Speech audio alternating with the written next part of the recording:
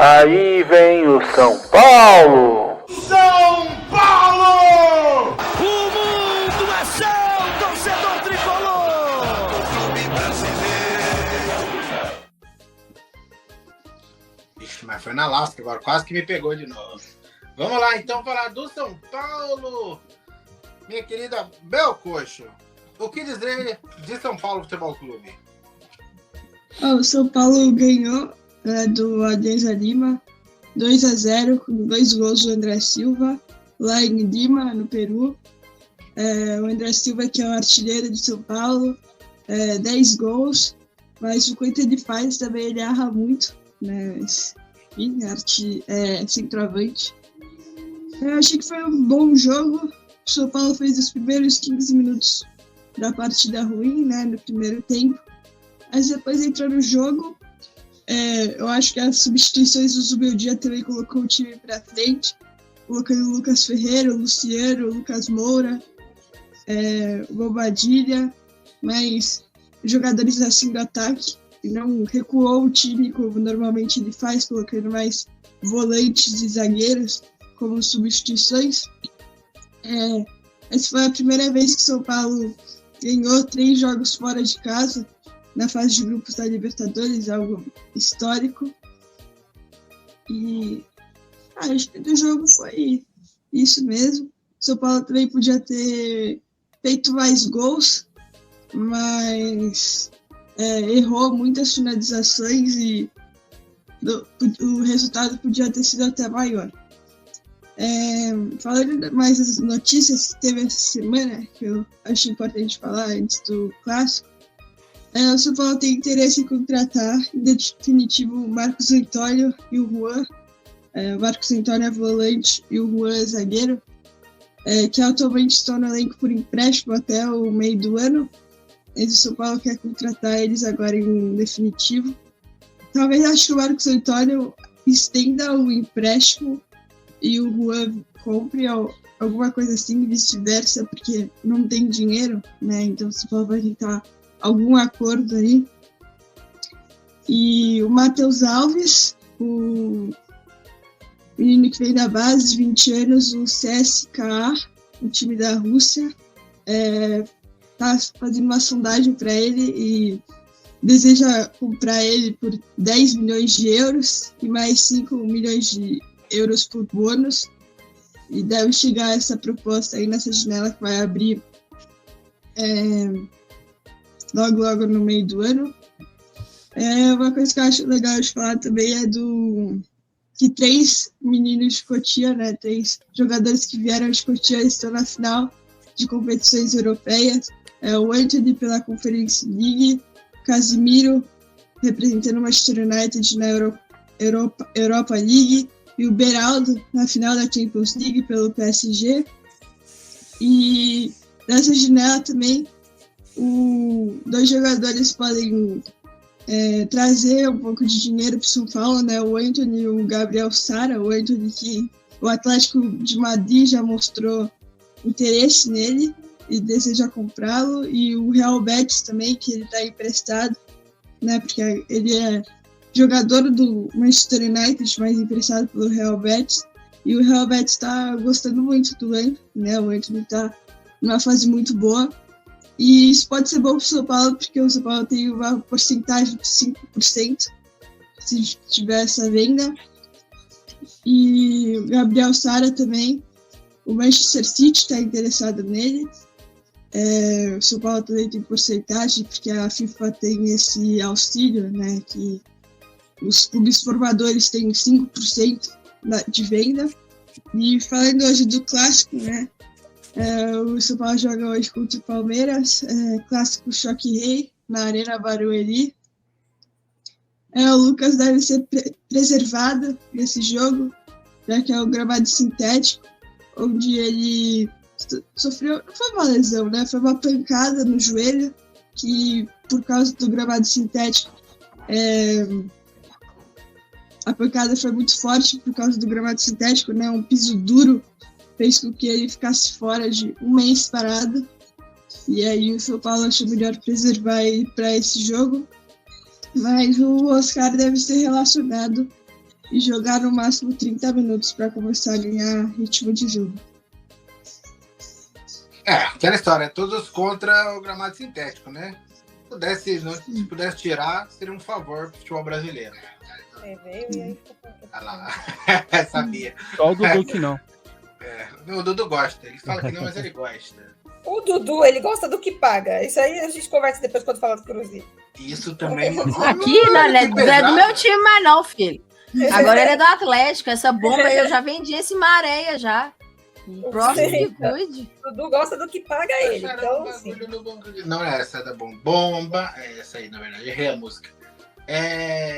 Temos aí São Paulo e Palmeiras, então, aliás, Palmeiras e São Paulo às 17h30 nesse domingo, e depois o São Paulo recebe o Libertad pela Libertadeiras no dia 14, que é quarta-feira, às 9h30, certo? Bel? Certo. Só espero que nesse jogo contra o Palmeiras a arbitragem não queira fazer o que sempre faz, né? Prejudicar o São Paulo. Mas vamos ver, né? Esse gramado sintético, essa arbitragem aí pode. Vamos ver quem vai sair machucado também desse jogo. Ai, meu Deus. Aqui tá todo mundo inteiro. Por enquanto, né? Vamos lá. O árbitro será Rafael Rodrigo Klein. Jesus Não Cristo. lembro quem é. Nossa. Não lembro dele. Parece Johnny Bravo de cabelo preto. Não vou lembrar, gente. Perdão aí. Uma mala fora do comum, mas, enfim. Ô, Bel. Ficou esquisito essa frase. Agora que eu pensei. Ficou bastante. Sorte sua que o pessoal não entendeu. Graças a Deus. Bel, eu aqui de fora, né, como não torcedor de São Paulo, eu começo a perceber, parece pra gente aqui, né, que não é torcedor, que o São Paulo tá deixando o brasileiro meio de lado pra focar na Libertadores. Você também tem essa impressão ou não? Porque parece que pra mim parece dois times diferentes quando assisto São Paulo jogando Brasileirão e quando assisto São Paulo jogando Libertadores. Magia. Acho que o objetivo não era pra ser esse, né? Mas tá acabando sem. Não sei. Tá sendo. Porque o São Paulo tem a tradição na Libertadores. Eu acho que os jogadores sabem jogar Libertadores e sabem representar o São Paulo e sabem a história do São Paulo na Libertadores. E isso tem pesado muito para eles entrar assim em campo, sabendo que estão jogando uma Libertadores assim, que precisam tá bem, assim. E o brasileiro acabou. Eu acho que o São Paulo podia ter pontuado mais assim no brasileiro, porque perdeu também alguns pênaltis que poderia ter feito no jogo contra o Sport, no jogo contra o Fortaleza, que isso poderia ter somado mais pontos no Brasileirão. Mas eu acho que o plano não é, priorizar as Copas ainda, mas tá acontecendo isso, né? Uhum. Se eu fosse do São Paulo, eu despriorizaria a Copa do Brasil. Repita. Eu manteria o foco na Libertadores e no Brasileiro. Eu acho que bom. Deixa eu fazer uma pergunta que pode parecer provocação, mas não é. Bel falou que o São Paulo tem tradição em Libertadores. Sim. A pergunta é, o São Paulo ainda tem tradição em Libertadores? Porque faz muito tempo que o São Paulo não tem essa tradição mesmo. É igual, por exemplo, você fala, o Flamengo tem tradição em Libertadores? Tem a partir de dado momento. Porque o Flamengo era piada quando se falava em Libertadores. Ninguém nem lembrava que o Flamengo existia quando se falava em Libertadores. Agora que todo ano tá ok. Mas antes o Flamengo não tinha tradição nenhuma. Fora lá 81, o Flamengo praticamente nem participava. Óbvio, era outro tempo que os times brasileiros nem se importavam tanto. Mas chegou a década de 90, que os times já começaram a se importar, o Flamengo não chegava nem perto de Libertadores. Foi culpa do São Paulo, hein? Esse ano faz 20 anos, né? Do tricampeonato da Libertadores. Bel não era nascido. Foi culpa do São Paulo começar a se importar com a Libertadores, time brasileiro. Eu tinha 9 anos. O São Paulo tem tradição ainda, ano passado foi bem, né, na Libertadores, perdeu acho que nas quartas ou na semifinal, assim, contra o Botafogo, que foi nos pênaltis, nem perdeu o jogo, foi pros pênaltis e perdeu, né, sabe? O Lucas perdeu também um pênalti no tempo normal. Então, eu acho que ainda tem isso de tradição. E o São Paulo também, quando ganha a Libertadores, não vai pro Mundial a passeio, né? Porque tem 100% de aproveitamento mundial. Toda vez que ganhou a Libertadores, ganhou o Mundial. Chilaca, plau! Senti o chicote passar assim. Plau! Mas parecia o Alucard no Castelo da Havana. Foi muito bonito. Parabéns, Bel. Essa questão de tradição é uma coisa que a gente precisa pensar. Essa semana eu vi Felipe, técnico do Vasco, falando sobre isso. O Vasco é um time de muita tradição. Cara, não é mais faz muito tempo. Não dá pra viver só de tradição, né? É. Aliás, aproveitando... Porque se fosse assim, o Santos nunca teria caído, nunca ficaria ruim. Pois é. Não, tradição até o Santos. Pois é, e o grupo tradição ainda existiria. Beleza. Vivi pra ver um santista falar que não dá pra viver de tradição. Não dá, não dá. Você tem que exaltar... Você tem que exaltar, mas tem que manter, não tem jeito. Eu acho que tradição envolve uma constância de ainda ter no presente. Senão é só passado. É o peso da camisa. Exato.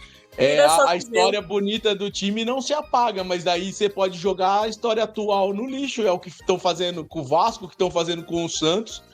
Até, aliás, aproveitando o gancho do Vasco, agradecer o David aí no chat aí, que tá trazendo informações pra gente. Ô, David, a gente falou do Vasco no comecinho do programa lá, mas obrigado aí, valeu.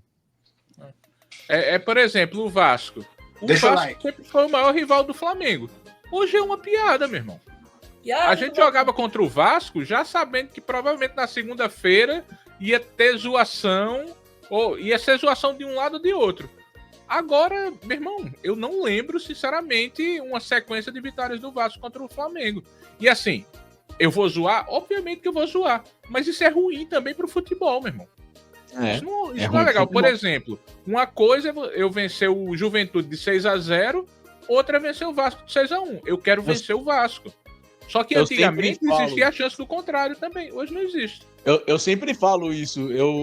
A parte do torcedor, de você comemorar e brincar em cima da fase ruim do teu adversário é legal, faz parte do negócio, mas um time grande em má fase, sendo rebaixado e tudo mais, nunca é bom pro futebol. Porque um grande time é feito de grandes adversários também. E quando seu adversário tá na situação que o Santos tá, na situação que o Vasco tá, diminui a história dos outros também. É triste, cara. Eu sempre digo que, meu irmão, que graça tem vencer o Criciúma? O Juventude não tem graça nenhuma, meu irmão. Você acha que o 6-0 que o Flamengo deu no Juventude seria a mesma coisa, sei lá, se fosse contra o Vasco ou um Fluminense? Não seria, meu. É totalmente outra coisa. Com certeza. Acho que não. Bom, nossa, eu ia arrancando feijão na hora da live aí. Putz. Toda vez é isso, filho. O que mais temos para falar do tricolor? Eu acho que não é feijão, não. Eu acho que é isso mesmo. São Paulo joga hoje, né? Contra o Palmeiras, às 5h30. Bora, São Paulo! Vamos, São Paulo. É isso. Eu não falei nada. Tati tá puxando a figurinha daqui de baixo, só o Tite. Aquele eu roubei bonitinho também. E não foi pra Abel, porque a Abel tá certa. E já mandei esse GIF umas 14 pessoas. Mas vamos então para. Pode falar, Thaís. Não, isso que o David falou que é sério. Hoje times menores expressão estão melhor, tipo Mirassol. A gente tá vendo uma galera surgindo aí, muito mais sólida, e essa galera se perdendo porque se apegou no tal da tradição. Pois é. Pode, gente. Mano, esse catão do Vasco. Red Bull Bragantino. O Bragantino, Libertadores. É o Bragas. O Bragantino ficou líder durante um tempo ontem. O Bahia, o Fortaleza. Não que o Bahia já foi campeão brasileiro, tem história, tereréu. Mas Fortaleza, aliás, que deu de 5-0 ontem. Fortaleza. Mano, mas vocês viram o gol do Fortaleza? Não sei se vocês chegaram a ver. A partir do segundo gol, parecia a gente jogando aqui, quando um time chega os moleque novo, que acabou de chegar, chega na metade, o resto já tá cansado. E aí, tipo, era bizarro os gols que o Fortaleza fazia. Eu nunca vi coisa tão fácil, velho. Era, olha, É culpa assustador. do Papa aí, né? Leão, o Fortaleza Leão também. Verdade. Um Papa americano. Então vamos lá. Então vamos falar da próxima. Já teve o Papa americano. Só pra falar isso pra uma jornalista aí que disse que a gente nunca teve Papa americano. Papa Francisco era americano, tá? América do Sul é América. Sul-americano. Aprenda Mas faz tempo que não tem um Papa italiano, né? Alguém falou. Mas não precisa. Italiano é bom fazendo comida. Faz Papa, né? Tá vendo? Nossa, faz Concordou. Não que seja mentira, mas perdemos o Marcão. Marcão, ainda bem que já Já perdemos o Marcão, já era.